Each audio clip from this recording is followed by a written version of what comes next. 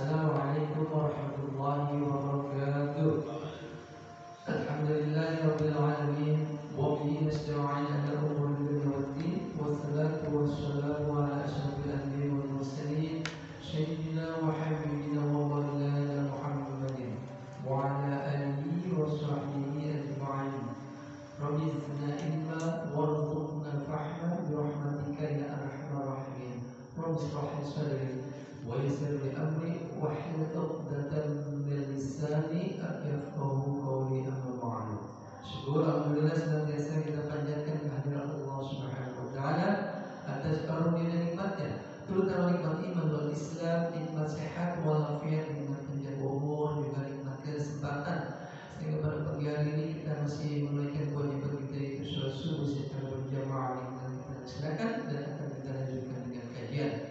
Salawat dan salam tanpa kita sanjungkan tercurah kepada baginda kita Nabi besar Muhammad sallallahu alaihi wasallam, keluarga sahabat serta Islam istiqomah dan sunnah-sunnahnya. Mudah-mudahan kita dapat mengamalkannya dengan harapan mendapatkan syafaat yaumul qiyamah nanti. Amin ya rabbal alamin. Jamaah sholat subuh yang dirahmatullah, kita akan lanjutkan bagian kita yang tentang sholat, yaitu tema pada pagi hari ini macam-macam doa iftitah. Yang pertama, doa iftitah itu apa? Pengertiannya yaitu doa dibaca ketika sholat antara takbiratul ihram dan ta'awudz sebelum membaca surat Al-Fatihah.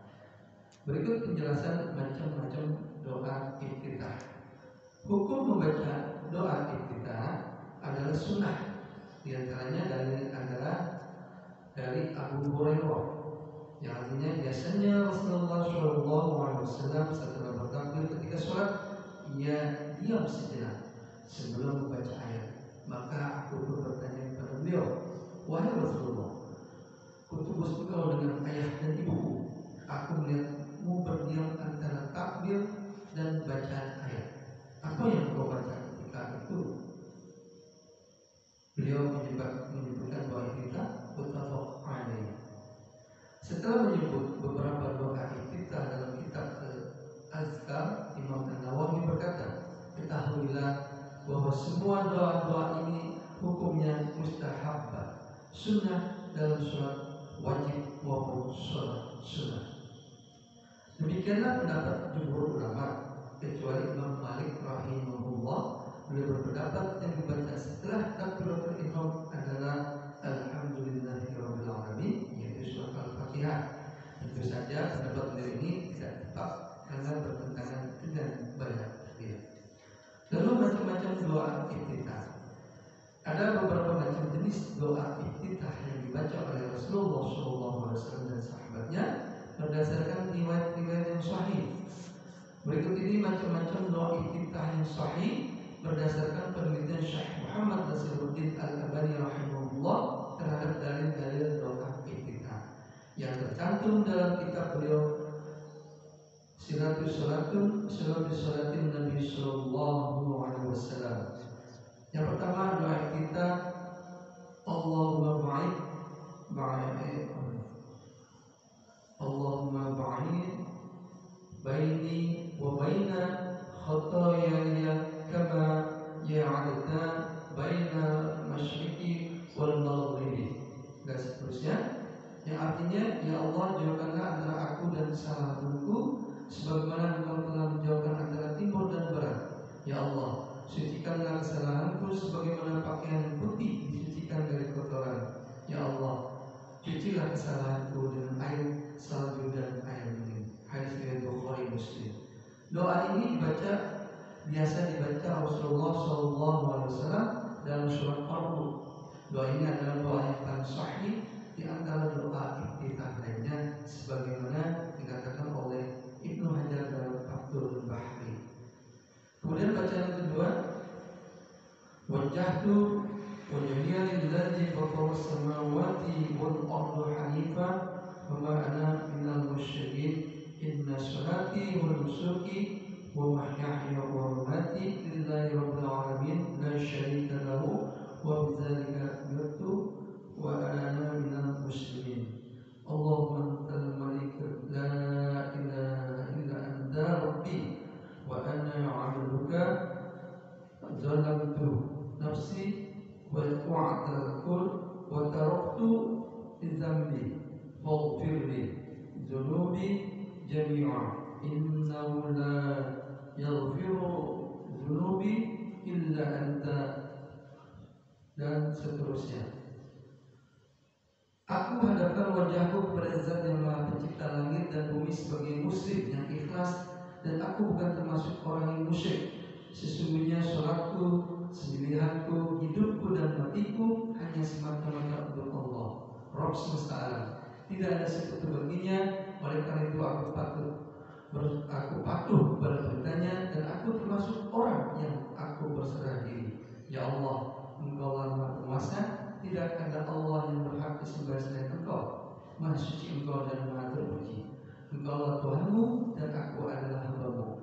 Aku telah menzalimi diriku sendiri, dan aku akui dosa-dosaku. Karena itu ampunilah dosa-dosaku semuanya. Sesungguhnya tidak ada yang bisa mengampuni segala dosa melainkan Engkau, ya Allah.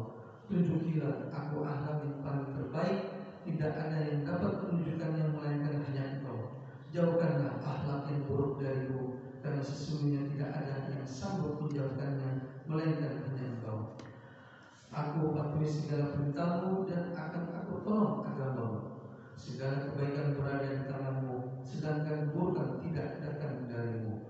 Orang yang tidak tersesat hanyalah orang yang Engkau beri petunjuk. Aku berpegang teguh denganmu dan kepadamu tidak ada keberhasilan dan jalan keluar kecuali darimu. Maha suci Engkau dan Maha tinggi. Kumohon ampunan darimu dan aku bertobat kepadamu. Hadis riwayat Muslim. Doa ini biasa dibaca Rasulullah SAW dalam sholat fardu dan sholat sunnah. Lalu yang ketiga, Allahu Akbar wa jahdu wa jami'a lillazi fatara as-samawati wal arda hanifan musliman wa ma ana minal musyrikin. Inna sholati wa nusuki wa mahyaya wa mamati lillahi rabbil alamin la syarika lahu wa bidzalika umirtu wa ana awwalul muslimin. Allahumma antal maliku la ilaha illa anta subhanaka wa bihamdik. Yang artinya, aku hadapkan wajahku pada Zat yang Maha Pencipta langit dan bumi sebagai muslim yang ikhlas, dan aku bukan termasuk orang yang musyrik. Ini hampir sama dengan yang tadi, hanya sedikit. Dan ada masih yang keempat, kelima, keenam, ketujuh, bahkan sampai ke-12. Jadi di sini untuk pembacaan doa iftitah itu ada 12 bacaan yang memang kesemuanya ini berdasarkan hadis sahih. Saya tidak bacakan semuanya, namun dari tadi dari 3 yang saya bacakan ini sudah menunjukkan bahwa ada berbeda-beda untuk membaca doa iftitah, baik itu sholat fardu maupun sholat sunnah. Lalu yang selanjutnya kita akan membahas mengenai adab membaca doa iftitah. Beberapa adab membaca doa iftitah dijelaskan oleh Imam An-Nawawi dalam kitab Al-Azkar. Yang pertama, disunahkan menggabungkan beberapa doa iftitah dalam sholat yang sendirian atau juga bagi imam bila diizinkan oleh makmum. Jika makmum tidak mengizinkan, maka jangan membaca doa yang terlalu panjang. Bahkan sebaiknya membaca yang singkat. Imam An-Nawawi nampaknya mengisyaratkan hadis yang artinya jika seseorang menjadi imam, hendaknya ia ringankan sholatnya karena di barisan makmum terdapat anak kecil, orang tua, orang lemah, orang sakit. Adapun jika sholat sendirian, barulah sholat sesuai dengan keinginannya. Hadis riwayat Muslim. Kemudian yang kedua, jika datang sebagai makmum masbuk tetapi tetap membaca doa iftitah, kecuali jika sudah akan segera ruku dan khawatir tidak sempat membaca Al-Fatihah. Jika demikian keadaannya, sebaiknya tidak perlu membaca doa iftitah, namun berusaha menyelesaikan membaca surat Al-Fatihah, karena membaca Al-Fatihah itu rukun sholat. Selanjutnya yang ketiga, jika mendapati imam tidak sedang berdiri, misalnya sedang ruku atau duduk di antara 2 sujud atau sedang sujud, maka makmum langsung mengikuti posisi imam dan membaca sebagaimana yang dibaca imam. Tidak perlu membaca doa iftitah ketika itu. Kemudian 4, para ulama Syafi'i yang berbeda pendapat mengenai anjuran membaca doa iftitah ketika sholat jenazah. Menurut An-Nawawi, yang lebih tepat adalah tidak perlu membacanya karena sholat jenazah itu sudah selayaknya. Selanjutnya juga membaca doa kita itu hukumnya sunnah, tidak wajib. Jika seseorang meninggalkannya, tidak perlu sujud sahwi. Kemudian yang keenam, yang sesuai sunnah, doa kita dibaca dengan sir atau lirih atau tersembunyi tidak jelas. Jika dibaca dengan zahir atau keras, hukumnya makruh dan tidak membatalkan sholat. Demikian ringkasan mengenai doa kita, di mana ini cukup panjang, terutama untuk bagian doa iftitah. Di sini dijelaskan sampai 12 bacaan yang dibaca ketika kita sholat, baik itu sholat fardu maupun sholat sunnah. Namun di sini kesimpulan daripada pembacaan doa iftitah ini lebih kepada ditekankan oleh Imam Nawawi, yaitu membacanya sesuai dengan keadaan.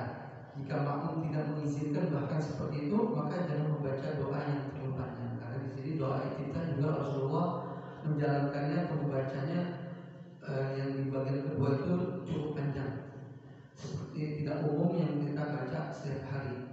Jadi di sini merupakan bagian dari kita untuk bisa memahami bahwa membaca doa kita itu pun tidak mesti yang harus kita baca setiap hari dan umumnya kita baca. Kalaupun ada yang berbeda membacanya, di sini sudah jelas ada 12 macam doa kita. Subhanallah. Jadi pembahasan pada pagi hari ini membuka pemikiran kita, membuka pengetahuan kita terhadap doa kita. Dan tadi di akhir adab untuk membaca doa kita itu ini sudah dijelaskan sangat jelas sekali sesuai dengan kitab Al-Azkar karangan Imam Nawawi. Jadi di sini saya ulangi lagi agar kita lebih memahami, yaitu disunahkan menggabung beberapa doa kita dalam sholat yang sendirian atau juga bagi imam bila diizinkan oleh makmum. Jika makmum tidak mengizinkan, maka jangan membaca doa yang terlalu panjang. Bahkan sebaiknya membaca yang singkat sesuai dengan isyarat hadis oleh Imam Nawawi, oleh hadis riwayat Muslim. Jika seorang menjadi imam, hendaknya ia ingatkan sholatnya karena dibahas makmum terdapat anak kecil, orang tua, orang lemah, orang sakit. Kecuali jika sholat sendirian, barulah sesuai dengan keinginannya.